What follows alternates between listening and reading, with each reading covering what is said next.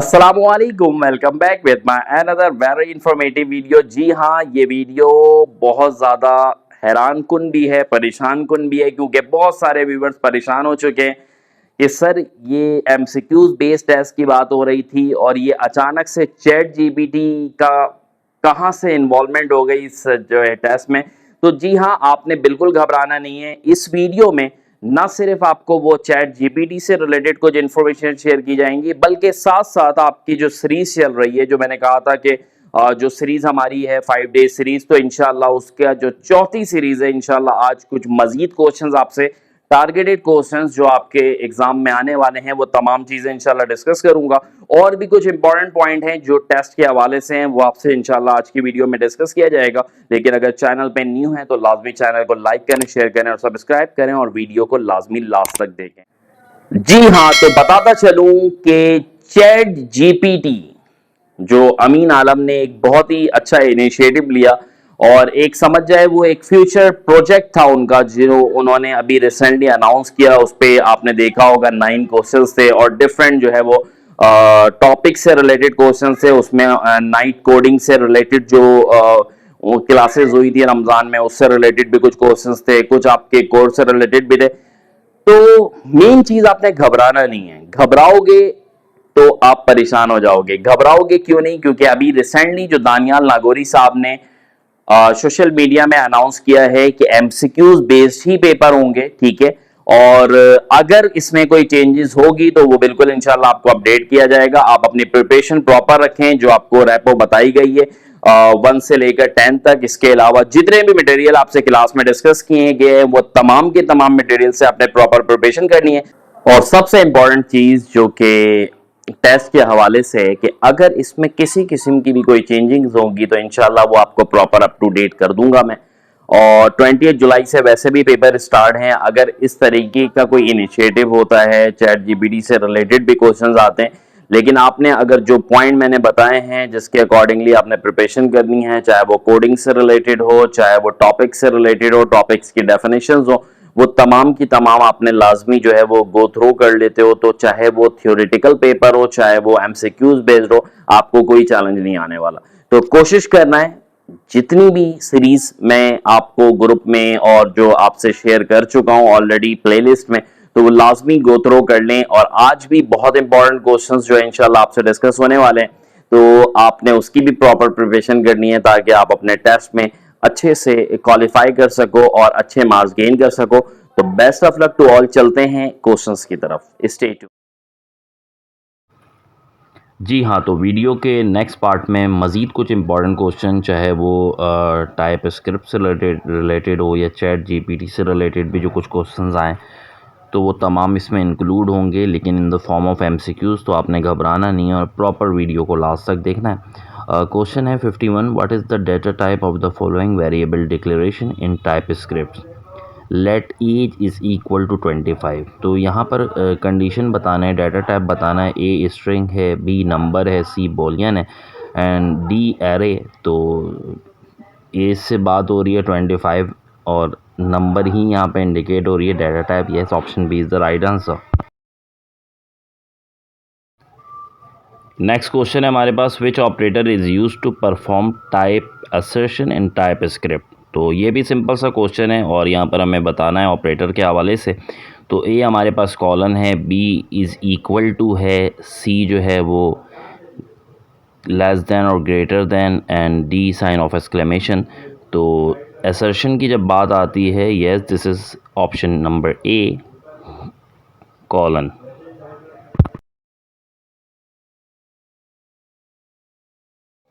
Next question है हमारे पास, what is the purpose of type interference in TypeScript? तो ये भी मोस्ट इम्पॉर्टेंट क्वेश्चन है और इसमें ऑप्शन नंबर ए है, to explicitly specify the data type of a variable. Number 2, option number B, to automatically determine the data type of variable based on its value. Option number C, to convert one data type to another data type and D, to perform type checking at run time. तो type interference का जो main काम होता है वो basically option B, yes, to automatically determine the data type. Automatically ये determine कर लेता है data type of variable, based कर रही होती है जो उसकी वैल्यू पर।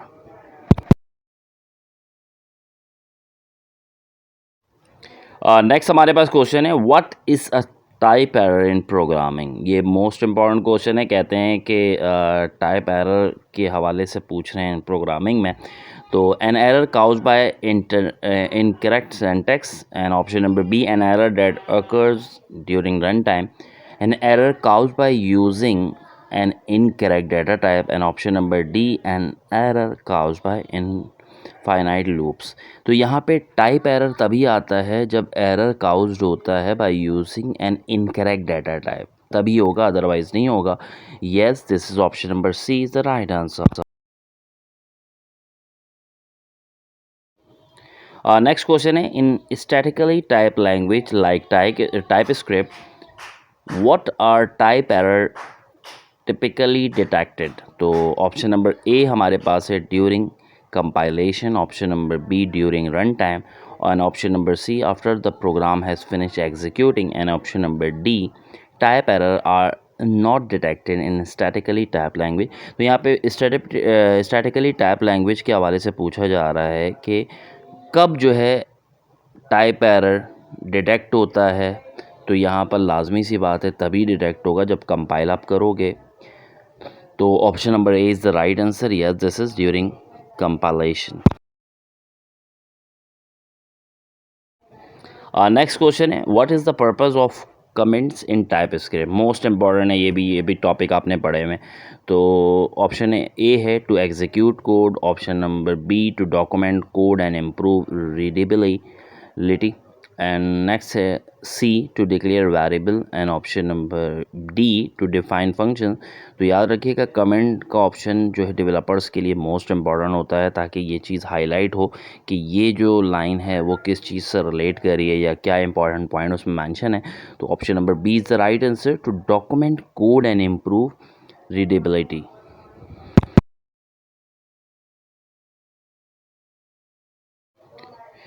नेक्स्ट क्वेश्चन है which symbol is use to start a single line comment in type script.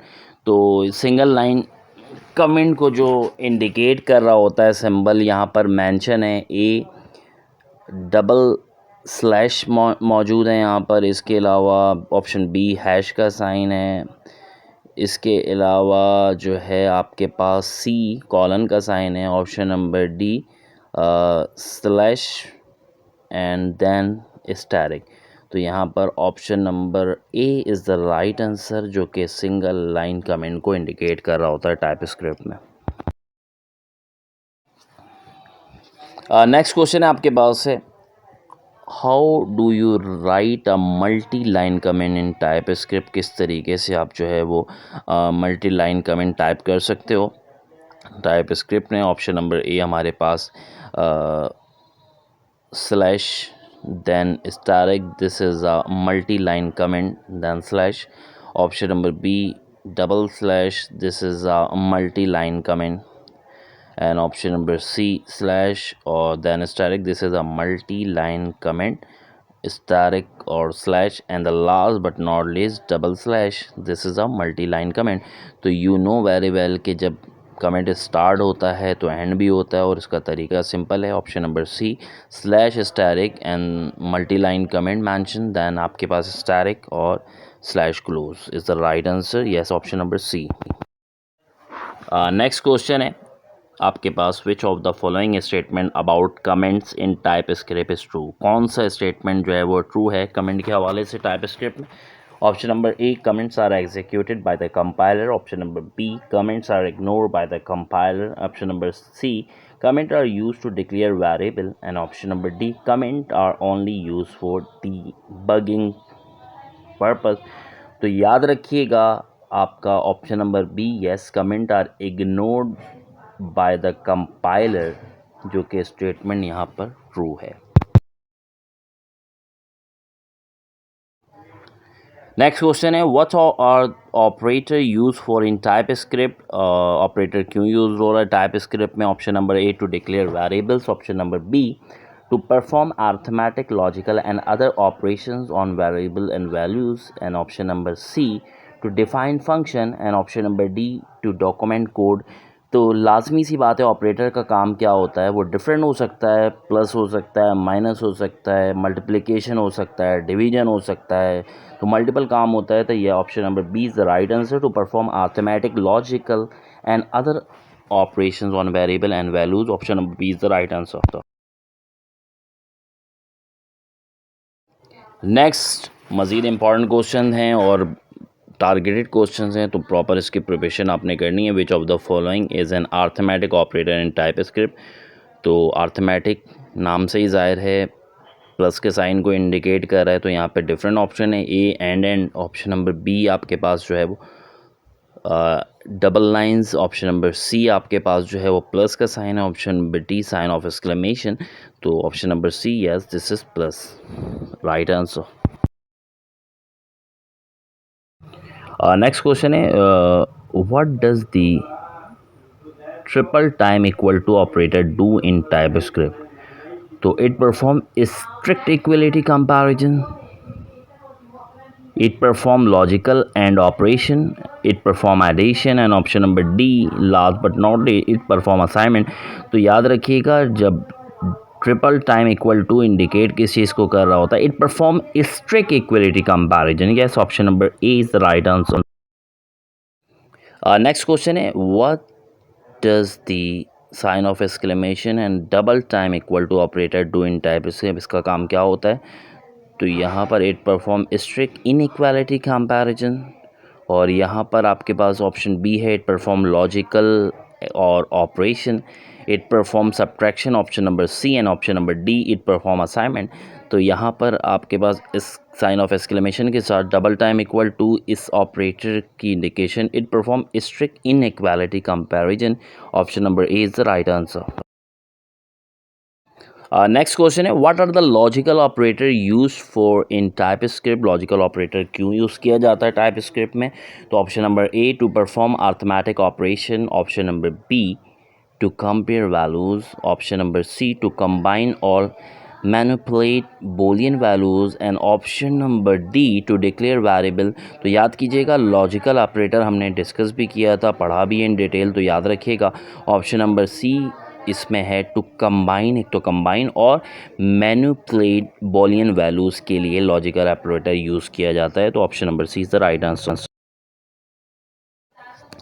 Next question है, which of the following is a logical operator in TypeScript. इसमें लॉजिकल ऑपरेटर कौन सा है भाई? Option number A plus का sign, option number B double time and, option number C plus, and option number D is the static. तो याद रखिएगा, logical operator की जब भी बात आए तो एंड का सिंबल 2 टाइम आपने, option number B is the right answer. Next question है आपके पास, what is the result of the logical and, और एंड के सिंबल आपने डबल टाइम शो करना operator, when both operand are true. तो यहाँ पर ऑप्शन नंबर ए आपके पास ट्रू है, ऑप्शन नंबर बी फॉल्स है, ऑप्शन नंबर सी नल है, ऑप्शन नंबर डी अनडिफाइंड है। तो यहाँ पे जो लॉजिकल ऑपरेटर का मामला जो रिज़ल्ट के हवाले से बात की गई है, तो yes this is option number A true. Next question है, मिलता जुलता क्वेश्चन है, कह रहे हैं what is the result of the logical और इंडिकेट करता है डबल लाइन को operator when one operand is true and the other is false. तो ऑब्वियसली सी बात है, ऐसा ही है। Option number A true, option number B false, option number C null, and option number D undefined. तो result के हवाले से जब बात की जाती है वो ऐसे ही है, या तो एक ट्रू होगा दूसरा फॉल्स होगा। Option number A is the right answer. Next question है हमारे पास, which of the following is an example of a logical operator in TypeScript. तो याद रखिएगा, यहाँ पर एग्जाम्पल के हवाले से बात की गई है, तो लॉजिकल ऑपरेटर एक ही हमें नज़र आ रहा है। ऑप्शन नंबर ए प्लस है, ऑप्शन नंबर बी प्लस और equal to, option number C double line जो और को इंडिकेट कर रहा है, ऑप्शन नंबर डी जो स्लैश को इंडिकेट कर रहा है। तो option number C is the right answer, yes this is और सिंबल। नेक्स्ट क्वेश्चन है, what is the purpose of the if statement in programming, हमें यहाँ पर इफ़ का स्टेटमेंट का पर्पस बताना है। तो option number A, to execute a block of code only if a specified condition is true. Option number B, to execute a block of code regardless of any condition. Option number C, to loop through a block of code until a condition become false. And last but not least, to define a function. तो if का जो basically काम होता है, option number ए यहाँ पे mention already किया हुआ है, to execute a block of code, जो इस चीज़ को इंडिकेट कर रहा है, only if a specified condition is true. तो option number A is the right answer.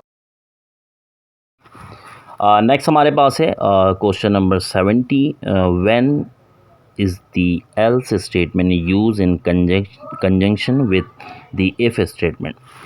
यहाँ पे else और if के हवाले से थोड़ा सा हमें बताना है। Option number A, to execute a block of code only if the specified condition is false। Option number B, to execute a block of code regardless of any condition। Option number C, to loop through a block of code until a condition become false। and option number D, to define a function। तो बिल्कुल मिलता जुलता है, लेकिन यहाँ पे else की भी बात हो रही है और conjunction with the if statement to execute a block of code only if the specified condition is false। yes, this is option number A। Next question है हमारे पास, what is the purpose of the else if statement in programming। Option number A, to execute a block of code only if a specified condition is true, and to execute another block of code if that condition is false। Option number B, to execute a block of code only if a specified condition is true। and option number C, to execute a block of code only if the preceding if condition is false and the new condition is true। and the last, to define a function। तो यहाँ पर else if statement तभी use होता है जब execute block of code अगर preceding if condition false हो और न्यू कंडीशन जो है वो ट्रू हो। तो option number C is the right answer of this question. Next question हमारे पास है, what is the purpose of the TSC-W command in TypeScript. और बहुत ही आसान और बहुत ही important, to transpile TypeScript file into JavaScript file, to watch for changes in TypeScript file and automatically recompile them। and option number C, to generate TypeScript documentation। last but not least, option number D, to run TypeScript file in watch mode। तो यहाँ पर जब TSC-V की command use होती है तो इससे आप समझ जाएं, to watch for changes in TypeScript file and automatically recompile them। option number B is the right answer of this question। तो ये हमारी फोर्थ सीरीज़ भी कंप्लीट हो गई है और मैक्सिमम जो है हमने अभी तक approx round off 100 questions discuss कर लिए हैं जो मोस्ट इम्पॉर्टेंट क्वेश्चंस हैं पेपर पॉइंट ऑफ व्यू से। तो इसकी अच्छे से प्रिपरेशन करें। Stay tune, stay connected, join learning will with fun. Thank you.